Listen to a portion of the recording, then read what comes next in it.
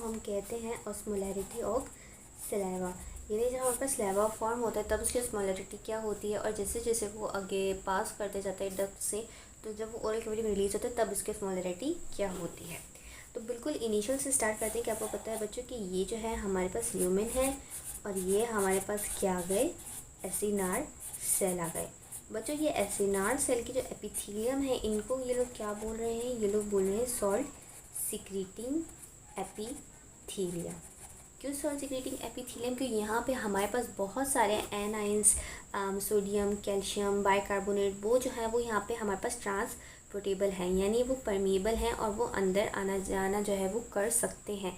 तो इसलिए इस एपिथीलियम को ये लोग सॉल्ट सिक्रीटिंग एपिथीलियम बोल रहे हैं।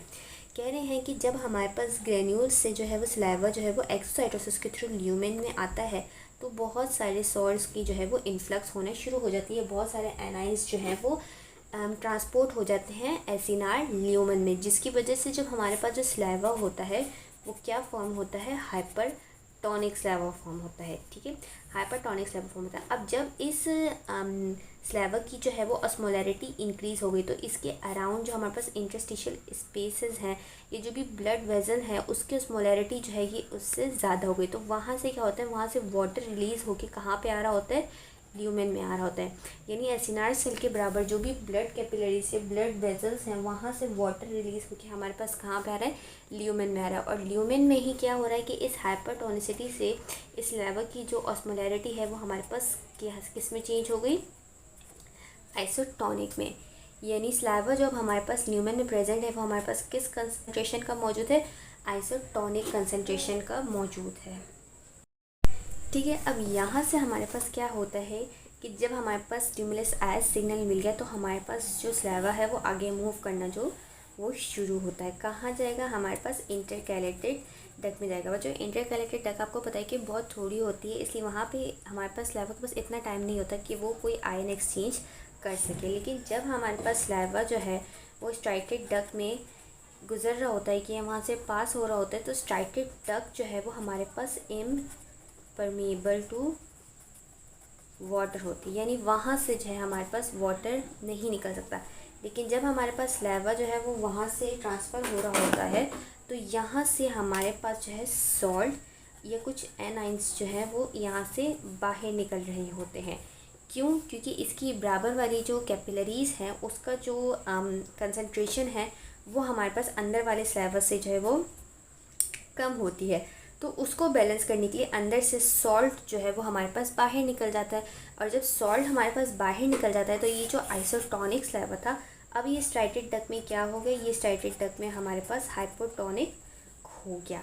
अब यही हाइपोटोनिक सलाइवा जो है वो हमारे पास आगे कलेक्टिंग डक्ट से पास होकर कहाँ जा रहा है, ओरल कैविटी में। तो बच्चों ओरल कैविटी में जो हमारे पास सलाइवा रिलीज़ हो रहा है वो कौन सा सलाइवा रिलीज़ हो रहा है, हमारे पास हाइपोटोनिक सलाइवा रिलीज़ हो रहा है। चलिए बच्चों अब हम थोड़ा पिछला जो है वो रिवाइज़ करते हैं। और मैंने आपको एक बात बताई थी जो आपने याद रखनी थी, वो क्या बताई थी कि हमारे पास जो सबलिंगुअल ग्लैंड होता है उसमें हमारे पास, मैंने आपको बताया था कि स्ट्राइटेड डक्ट नहीं होती। ठीक है, जो हमारे पास सबलिंगुअल ग्लैंड है उसमें हमारे पास स्ट्राइटेड डक्ट नहीं होती। तो बच्चों अब आप यहाँ पे एक बात नोटिस करें कि आइसोटोनिसिटी से हाइपोटोनिसिटी कहाँ पे आ रही है, हमारे पास स्ट्राइटेड डक्ट नहीं आ रही है, क्योंकि स्ट्राइटेड डक्ट में जो है वो हमारे पास सोडियम जो है और क्लोराइड जो है वो हमारे पास बाहर निकल रहा है।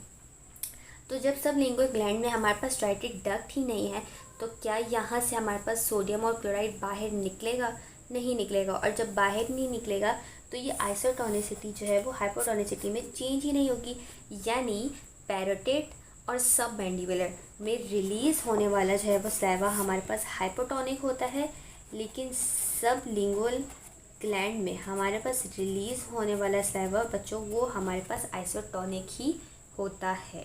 ठीक है, यहाँ तक आपको बात समझ आ गई ये हमारा लास्ट टॉपिक था और बहुत इंपॉर्टेंट टॉपिक है कि यहाँ सबको समझना है कि जब हमारे पास स्लाइवा जो है वो रिलीज़ होता है, जैसे स्टिमुलस मिलते हैं तो यहाँ पे हमारे पास जितने भी आयन चैनल्स होते हैं वो ओपन हो जाते हैं और सारा कैल्शियम सोडियम ये सब जो है अंदर आ रहा होता है और स्लाइवा जो है वो हाइपरटोनिक हो जाता है। जैसे ही स्लाइवा हाइपरटोनिक होगा, बाहर वाली कैपिलरी से ब्लड वेसल जो है वो अपना वाटर अंदर पास करना शुरू हो जाएंगी, जिससे स्लाइवा जो है ल्यूमेन के अंदर ही आइसोटोनिक होगा। फिर यही आइसोटोनिक स्लाइवा जो है वो आगे पास होगा और जब वो स्ट्रेटल तक में जाएगा तो वहाँ पे अपने अंदर से सोडियम और क्लोराइड जो है वो बाहर जो है वो रिलीज़ कर रहा होगा और स्लाइवा जो है वो हमारे पास हाइपोटोनिक हो जाएगा।